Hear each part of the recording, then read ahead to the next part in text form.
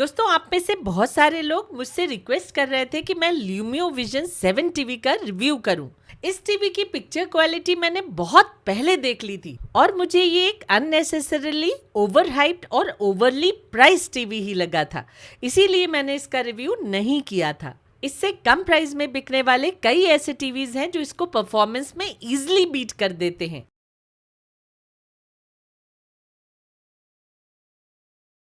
ल्यूमियो vision company के TVs बहुत जल्दी ज्यादा लाइमलाइट में इसलिए भी आए हैं क्योंकि कंपनी ने इसका रिव्यू बड़े बड़े इन्फ्लुएंसर्स से करवाया है और आजकल के जमाने में जो दिखता है वो ही बिकता है। Hi friends, welcome back to my YouTube channel टेकीबीज।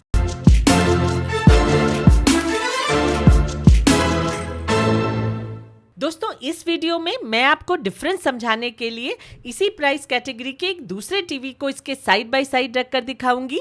मैं उस टीवी ब्रांड का नाम रिवील नहीं करूंगी क्योंकि मैं किसी भी ब्रांड को प्रमोट नहीं करना चाहती हूँ। इस कंपैरिजन को दिखाने का मेरा इंटेंशन सिर्फ ये है कि मैं आपको समझा सकूं कि इस ल्यूमियो विजन टीवी में क्या कमी है, कहाँ पे इसका परफॉर्मेंस पीछे रह जाता है। लेकिन वीडियो को स्टार्ट करने से पहले मैं आपसे इस प्लेटफॉर्म से रिलेटेड कुछ बातें शेयर करना चाहूंगी। जिन्हें सिर्फ रिव्यू में इंटरेस्ट हो वो वीडियो को स्किप करके रिव्यू पार्ट पे डायरेक्टली जंप कर सकते हैं। दोस्तों, आप में से कुछ लोग मुझसे पूछते हैं कि इस साल मैंने टीवी के ज्यादा रिव्यूज क्यों नहीं किए। तो यहाँ मैं आपको बता दूं कि अब टीवी के जितने भी बड़े ब्रांड्स हैं वो मोस्टली एजेंसीज के थ्रू ही इन्फ्लुएंसर्स को अप्रोच करते हैं और कोलैबोरेशन अप्रूव होते ही बिना टीवी को रिसीव किए पहले से ही स्क्रिप्ट की डिमांड आ जाती है। फिर इन्फ्लुएंसर को बिना टीवी को टेस्ट किए स्पेसिफिकेशंस के बेसिस पे ही स्क्रिप्ट लिखकर कंपनी को अप्रूवल के लिए भेजनी होती है। जब तक वो स्क्रिप्ट अप्रूव होकर आती है तब तक टीवी भी रिसीव हो जाता है। फिर जो इन्फ्लुएंसर्स ब्राइटनेस मेजर करते हैं वो फिल इन द ब्लैंक्स की तरह ब्राइटनेस वैल्यू को उस अप्रूव्ड स्क्रिप्ट में डालकर वीडियो शूट कर लेते हैं। तो इस तरह से ऑलमोस्ट सभी टीवी स्क्रिप्ट्स बिना टीवी की टेस्टिंग के ही लिखी जाती हैं और फिर उसी प्री अप्रूव्ड स्क्रिप्ट के बेसिस पे शूट करके वीडियो को बना दिया जाता है। तो ये जान लीजिए कि मोस्ट टीवी रिव्यूज बिना एक्चुअल टीवी टेस्टिंग के सिर्फ स्पेसिफिकेशंस के आधार पे ही बेस्ड होते हैं और मोस्टली कंपनीज स्क्रिप्ट में कोई कॉन देना पसंद नहीं करती हैं। सिर्फ आप ऐसे कॉन्स बता सकते हैं जिससे सेल पर असर न पड़े और रिव्यू भी जेन्युइन लगे। मेरे पास भी कंपनीज अपनी ये मांग लेकर आती हैं क्योंकि शायद आपको मालूम नहीं, ये इंडिया का पहला चैनल है जिसने 2017 में डेडिकेटेड डिटेल टीवी रिव्यूज बनाना शुरू किया था।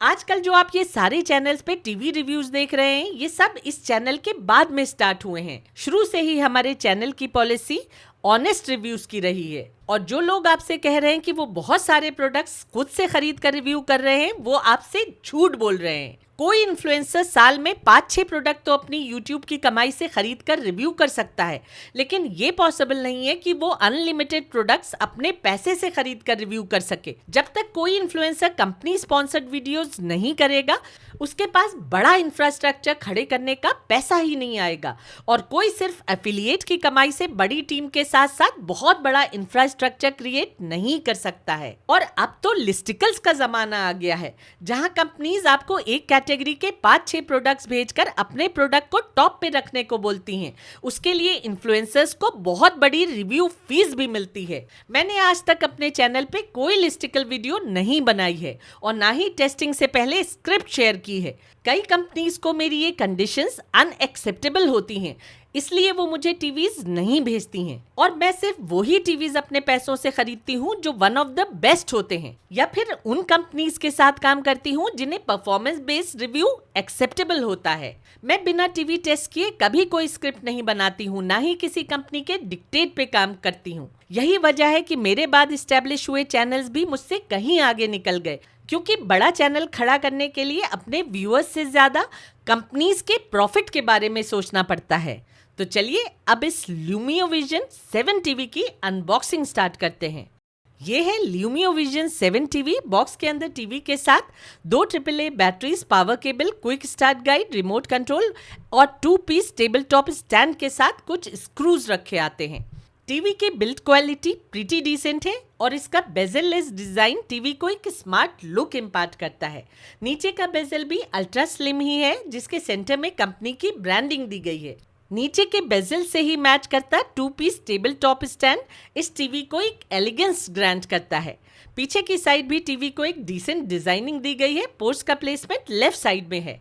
इसके साथ एक light grey colour Bluetooth remote आता है जिसमें कर्व्ड एजेस दी गई हैं। रिमोट में वॉइस असिस्टेंट बटन के अलावा 4 एप्लीकेशंस की हॉट कीज दी गई हैं। कनेक्टिविटी की बात की जाए तो इस टीवी में 2 USB पोर्ट्स, 3 HDMI पोर्ट्स, एक AV इन पोर्ट, एक इथरनेट पोर्ट, एक 3.5 mm ऑडियो आउटपुट, एक SPDF पोर्ट और एक एंटेना पोर्ट दी गई है। इस टीवी में एक USB 3.0 पोर्ट के साथ HDMI, EARC, ARC और HDMI CEC की फंक्शनैलिटी भी मिलती है। तीनों HDMI पोर्ट 2.1 स्पेसिफिकेशन के साथ आती हैं। इसमें ब्लूटूथ वर्जन 5.0 और डुअल बैंड वाईफाई के अलावा स्क्रीन मिररिंग भी मिलती है। कंपनी क्लेम्ड स्पेसिफिकेशंस की बात की जाए तो कंपनी इसे बॉस प्रोसेसर के साथ आने वाला इंडिया का फास्टेस्ट स्मार्ट टीवी बताती है। उनका कहना है कि ये दूसरे टीवीज के मुकाबले 2 गुना ज्यादा फास्ट बूटअप होने के साथ साथ 2 गुना ज्यादा फास्ट वाईफाई नेटवर्क भी देता है।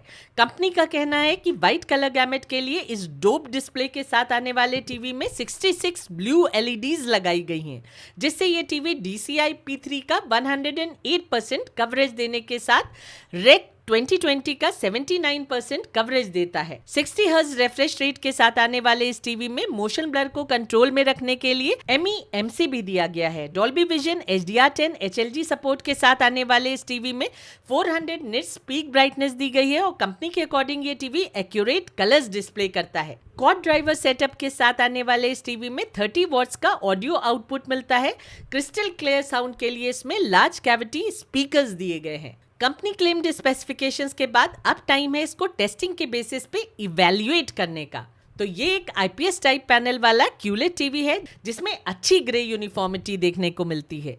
इस टीवी पे एक कलर स्ट्रेच भी काफी साफ सुथरी नजर आती है। स्पोर्ट्स फील्ड हो या फिर स्काई, उस पे डर्टी स्क्रीन इफेक्ट बहुत कम विजिबल होता है।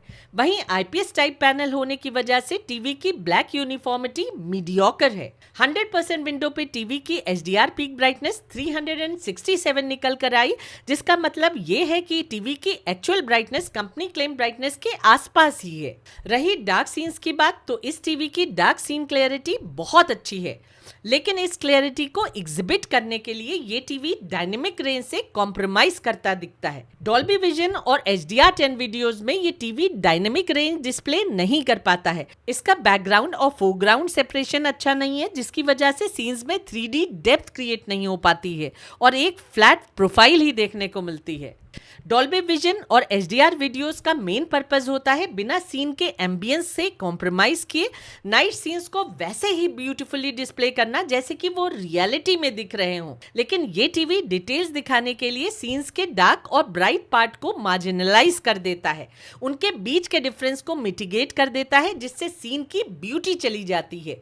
ये टीवी शैडोज में डिटेल्स को डिस्प्ले करने के लिए उसे पूरा इल्यूमिनेट कर देता है, जिससे सीन का एम्बियंस खराब हो जाता है। अंधेरे रूम में इल्यूमिनेटेड लाइट्स के ग्लो को भी ये टीवी उस ब्यूटी से डिपिक्ट नहीं कर पाता है जितना ट्रू HDR और डॉल्बी विजन कैपेबिलिटी वाले कई इस रेंज के टीवीज कर लेते हैं।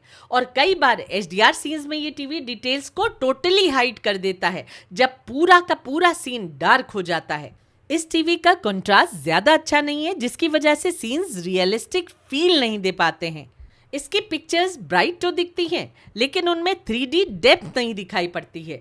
ब्लैक्स की बात करें तो इस टीवी पे ग्रे या फिर इंकी ब्लैक्स देखने को मिलते हैं और कुछ सीन्स में तो ब्लैक क्लाउडी भी दिखाई देते हैं। ब्लैक क्लोथ्स की बात करें तो जिन सब्जेक्ट्स पे फुल फोकस होता है उनके क्लोथ्स तो ब्लैक दिखते हैं, लेकिन दूर खड़े लोगों के ब्लैक क्लोथ्स भी ग्रे शेड में विजिबल होते हैं। कलर रिप्रोडक्शन की बात करें तो इस टीवी के कलर्स विविड है जो अट्रैक्टिव लगते हैं। वहीं 4K रेजोल्यूशन में डिस्प्ले हो रहे फेसेस पे फाइनर डिटेल्स मिसिंग होती हैं। ऐसा लगता है जैसे उन्हें ब्यूटी फेस या फिर फिल्टर लगाकर शूट किया गया हो। फेसेस पे स्मूथनिंग होती नजर आती है, जैसे कि कई चाइनीज स्मार्टफोन्स में सेल्फी लेते समय दिखाई पड़ती है। HDR कंटेंट्स में ये टीवी बहुत अच्छी ब्राइटनेस डिस्प्ले करता है और HDR कंटेंट्स इस पे ब्यूटीफुली प्ले होते हैं। अगर आप इससे set top box box connect करेंगे तो उसमें आपको इसका अच्छा परफॉर्मेंस देखने को मिलेगा। नॉर्मल कंटेंट्स देखने के लिए ये टीवी फुली एप्रोप्रिएट है। आईपीएस टाइप पैनल होने की वजह से इस टीवी के व्यूइंग एंगल्स भी बहुत बढ़िया हैं। इस टीवी को वाइड सीटिंग अरेंजमेंट के लिए आराम से यूज किया जा सकता है। ऑडियो की बात करें तो इस टीवी की ऑडियो लाउड और बेस फील्ड सुनाई पड़ती है। इसमें डॉल्बी एटमॉस तक का सपोर्ट मिल जाता है, लेकिन डॉल्बी एटमॉस स्विच ऑन करने पे ऑडियो क्लैरिटी थोड़ी सी कॉम्प्रोमाइज्ड हो जाती है। वैसे इसमें HDMI ERC दी गई है। आप इसे किसी अच्छे साउंड बार से कनेक्ट करके डॉल्बी एटमॉस का फुल एक्सपीरियंस ले सकते हैं। रही स्मार्टनेस की बात तो ये एक एंड्रॉयड 12.0 टीवी है जिसमें गूगल टीवी UI मिलती है। एप्लीकेशंस के बीच स्विच ओवर करते हुए कोई लैग नजर नहीं आता है, सब कुछ स्मूथली होता है। कंपनी के ब्लेजिंग फास्ट परफॉर्मेंस को भी हमने अच्छे से टेस्ट किया।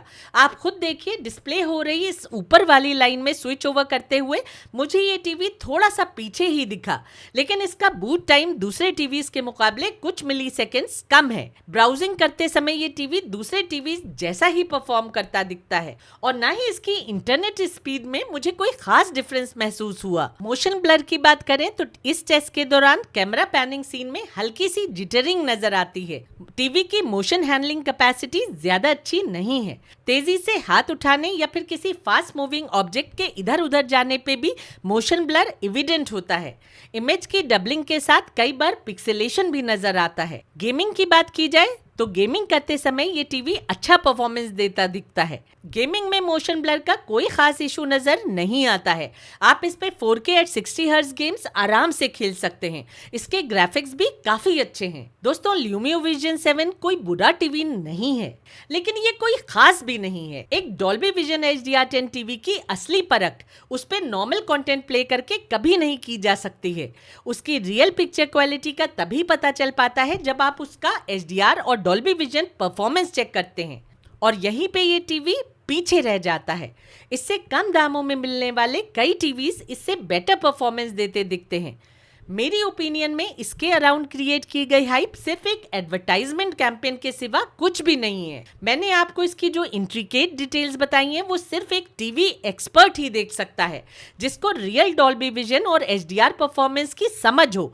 अदरवाइज एक आम आदमी को इसकी पिक्चर क्वालिटी से हार्डली कोई शिकायत होगी। तो दोस्तों, अब मिलते हैं अगली वीडियो में। तब तक के लिए take care and stay safe.